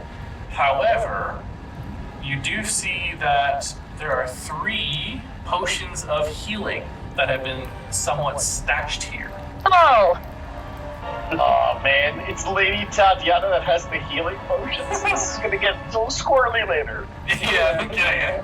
And she's the only one that investigated it, so no one else sees it. We're not gonna swim out of the little hole there. I'm gonna like kind of wave and like point at what I found. I will be a nice person, and then I'll go Has found potions. and I'll stash them because we're a team. Aww. Don't awe me. Ortega would like to use his primal knowledge ability as a barbarian, and based on the time he thinks it's taken them to get this far and the time it's taken the opposing party, like he wants to make a survival check to try and figure out how close to the end they may be. Okay. Like using his awareness of the world around him and where they've been in the tunnel system to make sure that they have enough time to get where they're going. Okay. So that's what the survival check. The primal knowledge ability just lets me add my strength to the ability check Okay. while I'm raging, because the strength represents my primal abilities. You have investigation rage? Yeah, basically. You could be so angry that you're just smarter? Roll. Give For me a like, roll. That literally but it's describes a specific set of the way I do my skills. whole job. Yeah, it's a specific set of skills. So I can do acrobatics, intimidate, perception, stealth, or And survival. It's a specific set of skills. That's the Liam Neeson line from Taken. Yes. You have a specific set of But skills. while I'm raging, while I Real use fight. those like 5 ability checks, I get to add my strength to them as well as whatever the other score is. That's pretty cool. Yes. So, Just do the awesome. roll. That's Do the roll. awesome. So 13 plus proficiency is 15, plus my strength is a 20 for my survival check to figure out that we have enough time to get where we're going. Okay. Like how close is it going to be based on where my intuition is telling us we are in this cavern to where the end should be. You have a feeling that, I mean, with the 20, you have a feeling that you have definitely taken the long route. You're judging that there should really, in this area of how far you've been swimming and going, you're going up now.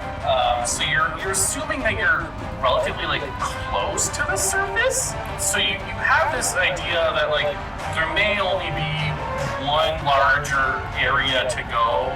You're thinking you probably have maybe 5 minutes left of the potion of water breathing. You're judging that it's gonna get finicky if you don't take our roll. time. If you take it, yeah. In that case, Ortega is literally just going to head down this tunnel that is, I'm not sure if it's going down or up, but he's going down or up the tunnel. You do see that there's like kind of like a couple rocks that were like kind of barricading, but you see like water kind of like being sucked through, and it doesn't take much to kind of pull through. It almost looks as though like somebody was like trying to like block the way to make it seem like this was a dead end. Oh, it's a good thing that the hobgoblin with rage is wanting to get through. Yeah. Rage detective. Rage Tega. It does lead to a long, narrow passage which leads up. At this point, it opens up into a huge open area. From what you can see, silvery light kind of dances along the walls of this underwater cave. The water here is significantly warmer than what you're used to. There's a gentle current, and it's kind of like pulling you. You feel a pull as if it's pulling you towards the southern wall. And in the southern wall, you see a little tiny shimmering golden light kind of seeping through. You see a massive shark, and you see No. Yeah. Is it light in here? Can I see or? it is light. It is still dim light. This area is dim light. Oh, okay, so I can see. Okay. You do see a gold amulet hanging from a thick rope tied around the shark's body, and a silver spear protrudes from its side. You, unfortunately, were too slow. You see the other group in their en masse. They're attacking the shark. It looks like, time-wise, it's still the same amount of time. Even for them, they're rushing, and like you can see at this point, some of them are actually trying to hold their breath. Roll for initiative. How long from the octopus fight till now? I'm assuming that it has been longer than 10 minutes. 19 for me. 17 plus 2. Tatiana was 18. I had a 6. Yes. And I also had a 6. 19 for Ari. you see, like I said, like you guys see that these guys are already in the midst of battle. The amulet that you're looking for is there. It's right there. Ari, you're the first to react. What do you do? I would like to, if there's a disadvantage to my movement, I don't want to move closer yet. I don't know. I'm still figuring out my Gunslinger thing. I would like to use, if this is outside the rules, let me know, but I have disarming shot. Shoot an object from someone's hands. I feel like that might work for an amulet around a shark's neck. Wondering if I can break the chain around the amulet, disarm the shark from what it's holding, have it fall to the ground. I would say that you can try to do that, but the shark isn't actively like wielding it. That's what the disarming thing is, right? It's not like holding it. It doesn't have the choice. You know, it's not like it's I don't know if it matters that much that it's in its hand, but I mean, like, it's wearing it. It's got a thing. I can shoot a shield off. I can maybe shoot, like, could I shoot an amulet off of somebody? It's not that dissimilar. You would be shooting the whole entire like rope necklace, and I would say like shooting that would like rip open. Like if you could hit it and break the rope, you would have technically disarmed it. Yeah, I'm trying to shoot the amulet off of its neck. As opposed to it. As opposed to it. Yeah. I mean, make the shot. It is going to be with disadvantage. Unfortunately, there's not much movement. It's not. It's going to be difficult. But go ahead. You can certainly try. Okay, so that's my last grip point. I'm going to try and shoot the amulet off of it. Natural 9. So that would be... Oh, and at disadvantage. Let's try that again. Not much better. Natural 9. There you go. Not much better. So yeah, no, I don't think the shot makes it. The shot, unfortunately, does not make it. It just goes... No problem. Ari moves himself directly within the path of the shark, trying to attract it. Tatiana, you're up. The other team, clearly there are members holding their breath and knowing that we all took the potion at the same time. They took theirs a little bit sooner. They did take theirs a little bit sooner. I'm just gonna look at like Ortega and like, because he's the closest, and he's gonna notice kind of like a look of almost like shame, and I'm gonna pull out my water breathing potion and pass it to him and motion like, share, you're running out of time, share. So I guess Ortega will take a swig on his turn with a bonus action. I guess you could use an action that would use my action to do this.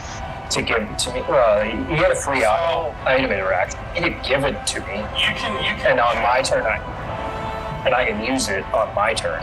I will say that if you decide to use it as a bonus action, you won't be able to share it. If you use it as if you use it as an action on yourself, you can take a swig. Will grant you like 5 minutes of water breathing, at which point you can share it with other people who might need it. As long as they use an action to take it, not a bonus action. Yeah, I am going to remember that Toast didn't need to take one. I'm now confused that you still have one, but I'll wait for my turn at the end of the initiative. Tatiana, is that your entire turn? Like passing a potion is a turn, isn't it? Yeah, it's kind of like using your action to... Like, I would use my action to do that, yeah. Talus, you're up. And I don't think I have any bonus actions. Talus is up. So, does it, like, what does the condition of the, sorry, I know you said it had the spear in it, does it look, like, heavily injured or still, like... It looks like it's been, it looks like it's been injured, but it is still, like, rapidly fighting. Like, at this point, like, you're seeing it, like, attack Maggie. There's blood everywhere. It's in a frenzy. It's not a pretty sight. And then the amulet is attached with a rope. Yes. Okay. Can I swim up as close to the shark as possible, pull out my hand axe, and just like chop at the rope? Absolutely, you can definitely try. Yeah. Go nuts. Do I get disadvantage on this or anything like that? No. Oh, no. The difference that's between only up close and not being up close. What did you roll? Sorry. I rolled a 5 plus 3 is just an 8. Yeah, unfortunately, you know, you go up there and the shark is like moving around, and it does notice, it does feel that you're in that area, and it's going to use its actual reaction on your turn. It's going to basically full turn 180. It's basically going to chomp on you. A 28 to hit. Oddly enough, that does hit. That's Oh, surprise, surprise. It is in a frenzy. You take 21 points of piercing damage. Oh my god. No, that's totally cool. It's fine. I still have 8 hit points. I still have 8 points. You see that like the shark's nose, and it's like this frenzy that it has. It just gets even crazier eyes. It then like completely reverts its gaze back to the amalgamous amounts of people that are just wailing on it at this point in time. Toast, you're up. Okay, so what's everybody under Talus isn't looking good? What about everyone else, health-wise? Ortega's still above half. I haven't taken a hit yet. Okay.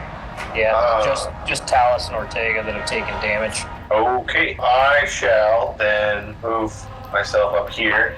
You guys are all within 10 feet of me. Everybody still have their temp HP? Yep. I do. Yeah, we haven't taken any damage since the temp HP was at 9. Yeah. So just Well, I guess just Talus wouldn't just have it. Talus then. Okay. So I am gonna bonus action do the thing, but only for Talus because I can select who I do that on. Yeah. So I shall get 6 more temporary HP. That's good. 6 is good. Yep. And because Toast is Toast, he is going to cast Cure Wounds on you. Oh. Which goes in, gives you a cool touch, and you get 11 regular HP. That's amazing. Thank you so much. Awesome. And that is the extent of Toast. What Toast is going to do this turn. Alright. Dude, Toast's a lifesaver. He's got some abilities, and he's on the defensive right now because there's a lot of enemies. Brings us to Ortega. Ortega, seeing everybody move to the shark, and looks at the healing potion, or the water-breathing potion, knows that Toast still has one, and there are 2 other people in the party that will need it if they stay alive. Sorry, Talus.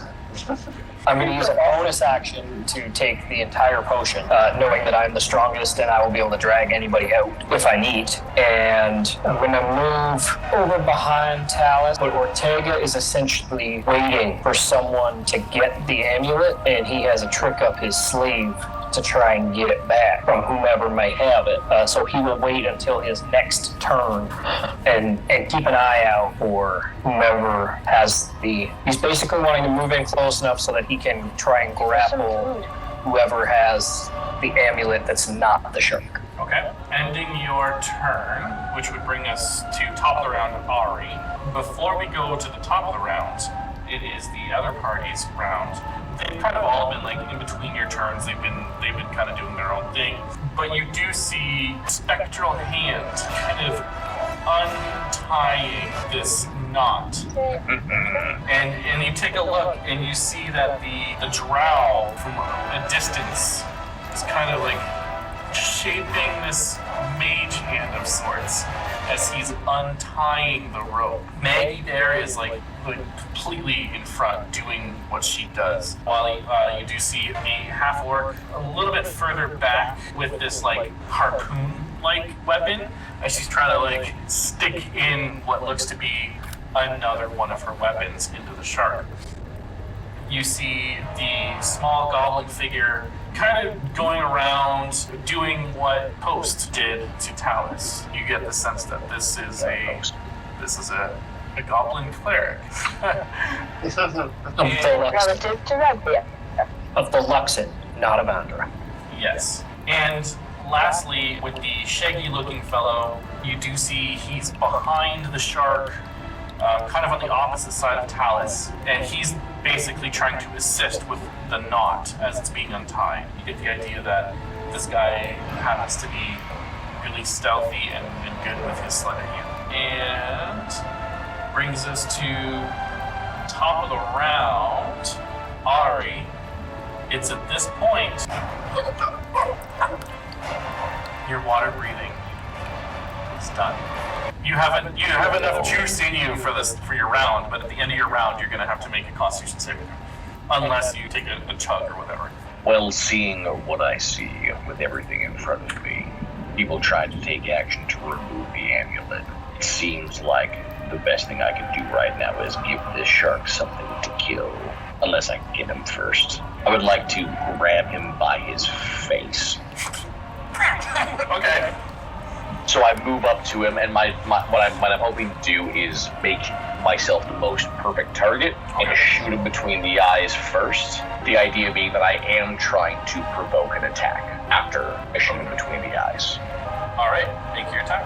All right, natural 4, so I'm assuming that doesn't work. No, that does not hit. So I miss. So I make myself look tasty. I mean, how I do that, I'm not certain, but Let's say to make yourself look tasty to a shark. He swam towards the mouth. I did swim towards the mouth and try and shoot it in the face.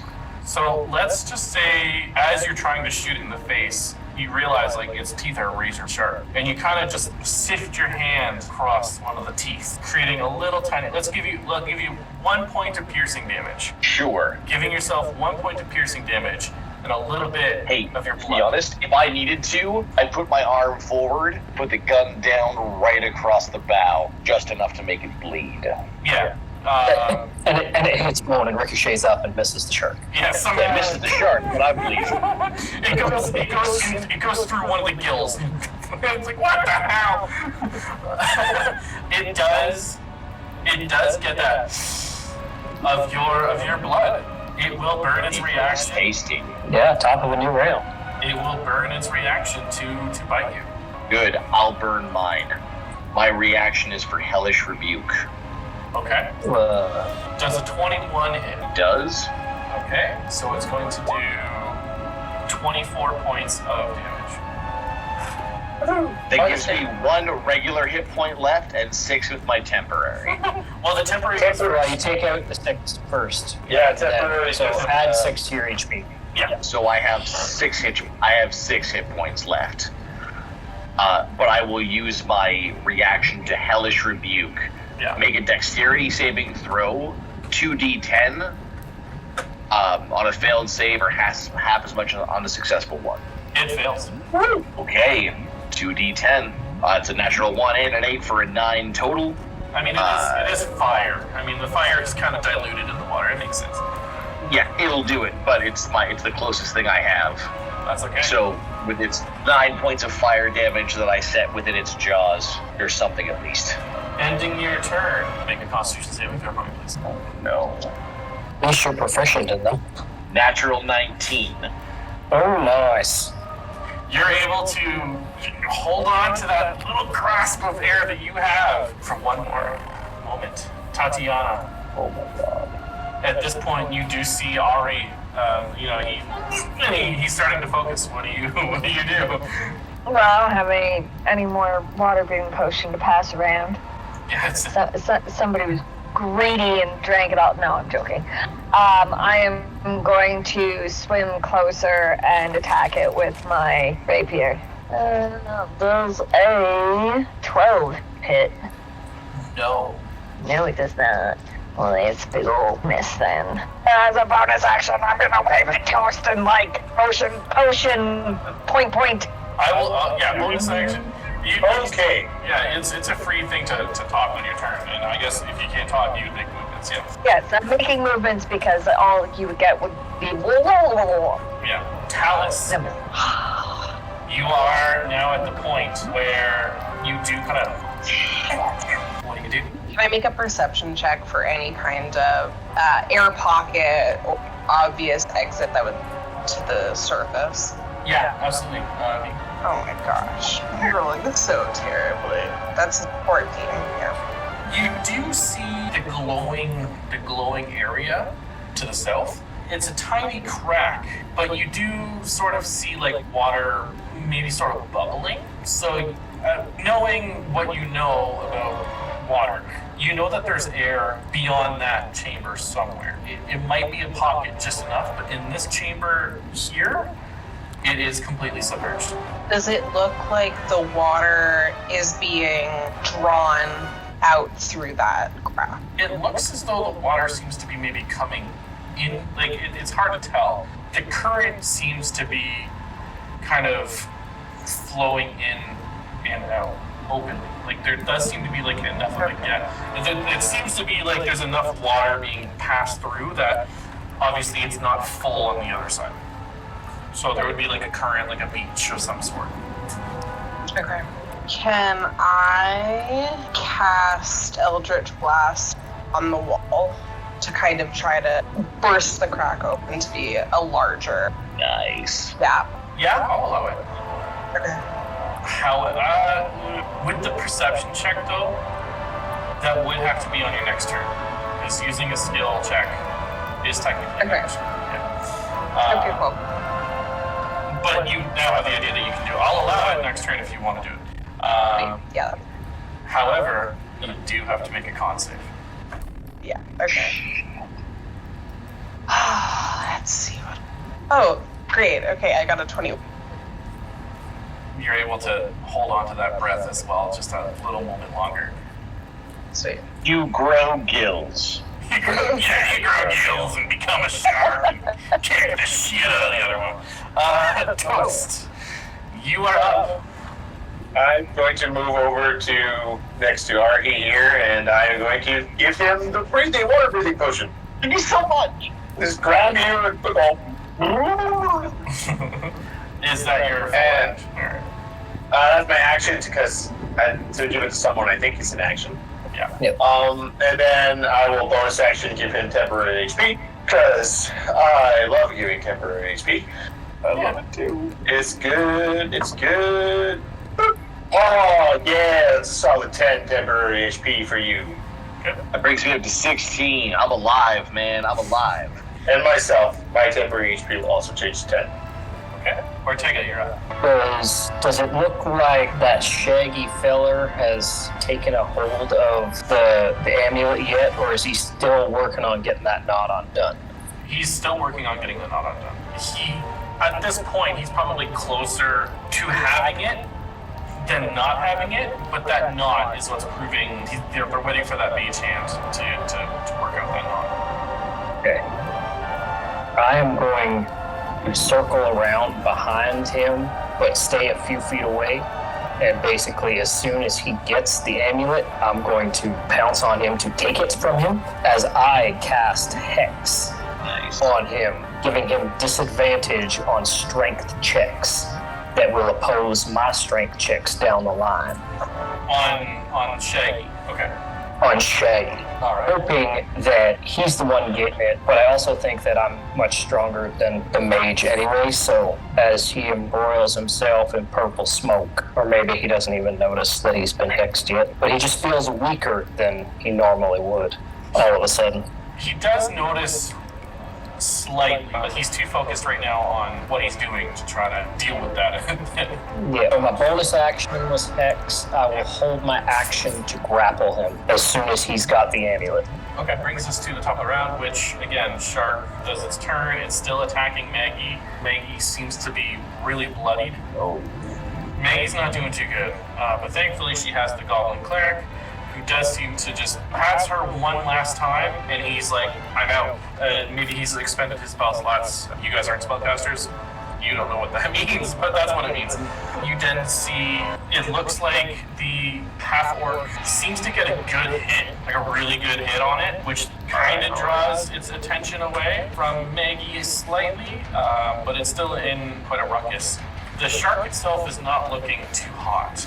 The mage hand finally undoes the rope. The amulet falls, and Shaggy goes to grab the amulet. It kind of slips out of his hand, and it tumbles, and he grabs it in one last minute. Go to do your thing. Excellent. So I'm going to try to rip it from his hands. All right, go ahead. In a contested strength check, he has disadvantage.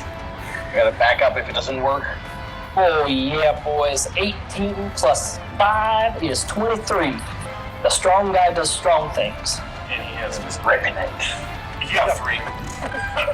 I do that. So as you grapple him, he loses control, and the amulet kind of, as it plummets down to the ocean bed, or the cavern bed, you see some weird thing happens with the shark. Its frenzy kind of stops. It still has this frenzy, but it's not as pissed off. And it does look like it's more of a scared frenzy at this point. Oh. Which brings us to the top of the round. Ari, you now have this potion in your hand. So, yeah, if Ortega has it in his possession. He doesn't. I don't. It dropped. I stopped Shaggy from getting it. Yeah. So we have a chance to grab it now. I would like to try 2 things. Okay. First, I want to try and attack. I don't know if this would work. This might be a stretch, but I have a whip and proficiency with it. I want to see if I can Indiana Jones that thing out of the water and pull it towards me. It's my whip. Do it.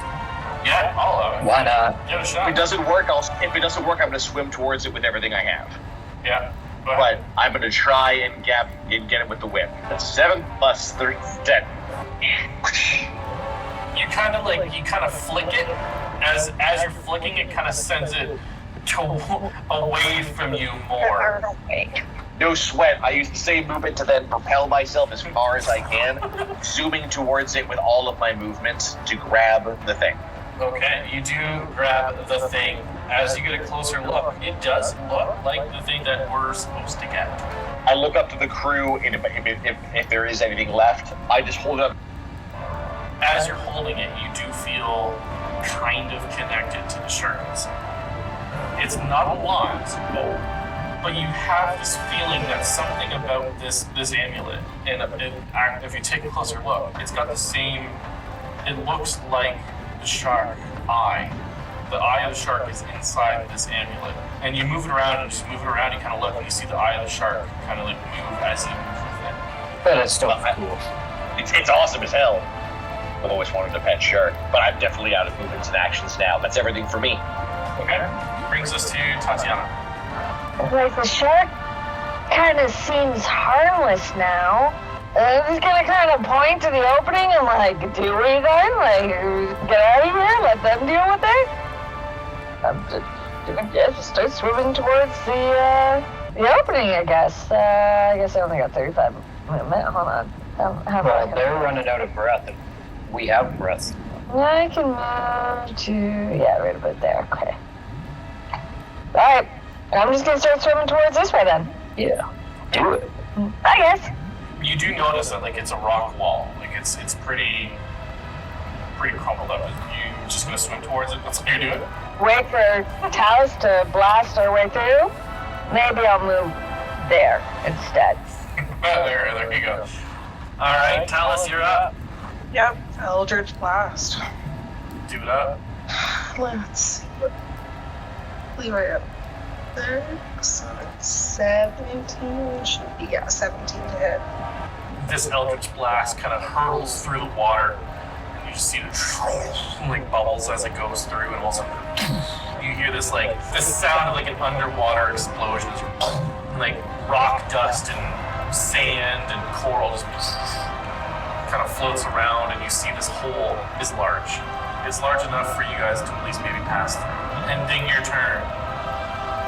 You need to make another con save. If I use any remaining movement, I have to just move as close to the wall as possible. Yeah, that's fine. Sweet. Okay, that's a 17. 17. Okay, you're able to hold on just a little bit longer. Maybe it's your nautical presence. You know, you've been in the ocean. You can hold your breath really well. Yeah. Brings us to Toast. We know what Toast is going to do. He is motioned to go towards this way. That's what he's doing. Ortega, you are grappling, Yep. and Ari, you're holding this guy. I'm gonna look around in this room with my not very good perception abilities. 9. You see really nice coral. You see really nice kelp. Doesn't look like there's anything shimmering or shining except for this light that seems to be passing through the south side. Ortega, thinking about squeezing the air out of this gentleman to make his circumstances a little tougher, will just spin him around and give him the look of, I could really hurt you right now, but I'm not gonna. And I'll just shove him further into the cavern as I will make my way to the exit and let them do our dirty work for us, because they don't have a whole lot of air left. They're either coming out with us or I will move to basically allow my teammates to leave, but be able to step in the way of anybody else trying to leave, as I have another hour of water breathing. Top of the round, you see the shark still in its rage, kind of get tossed and tumbled in this rapid succession with Maggie. Maggie somehow is able to manage to utilize the harpoons that are on its back, kind of lodged in, and kind of sits on top of the shark and starts riding it kind of around as, she's wrestling it. And you see that she's turning the shark kind of in the direction to the south side, and she's ushering it to go. She's trying to get it to go. You see the goblin player, he kind of starts kind of floating up a little bit. You see the half-orc quickly grab onto him, and she starts dragging him as they go along. The drow is able to kind of maneuver the water in a way to kind of push them forward even faster. You see all of this group basically just in their own way are able to get to where you guys are almost like that, with Maggie going full tilt into this area. She bails at the last moment, causing the shark to go poof right into the wall, causing the shark to just, kind of float up.